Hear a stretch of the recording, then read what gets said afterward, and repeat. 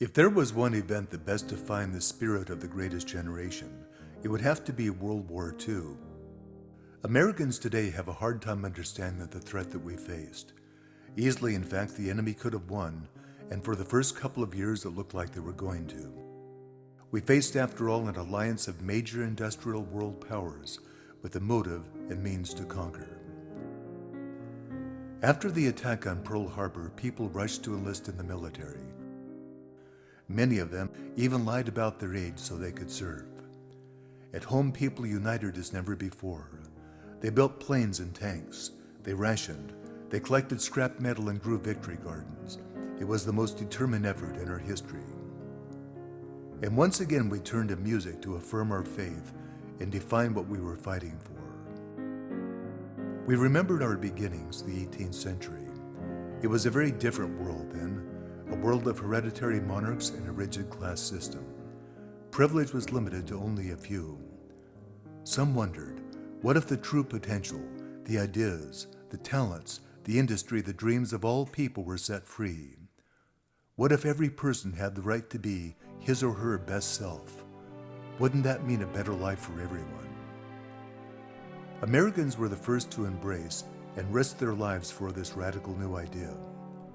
At the time, we were a small collection of colonies and little more than a footnote upon the world stage. But we proved the worth of this idea. Over the next 200 plus years, human potential blossomed as never before. Talented individuals came forward by the millions, and often from the most unlikely backgrounds.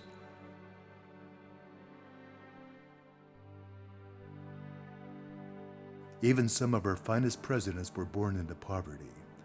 None of them would have been given a chance under the old order.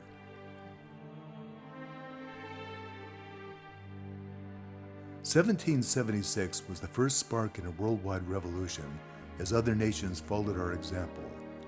Hereditary privilege was out, talent and hard work were in. Yes, there have been mistakes. There have been abuses of power. There have been inequities.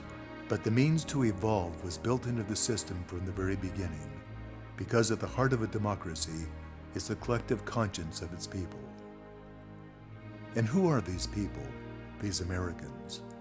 Most of us are descended from those who had the courage to leave the land of their birth to seek something better. The hardships and mortality rate were staggering, but our ancestors had the qualities it took to master this new land. They came from every corner of the globe, so it can rightfully be said that America is a nation of all nations, a shining example of what happens when all people are given the freedom to grow, build, and dream. And from these dreams came inventions, songs, engineering wonders, and great works of humanity. The American dream is really the promise of everyone's dream. Today, 300 million dreams strong.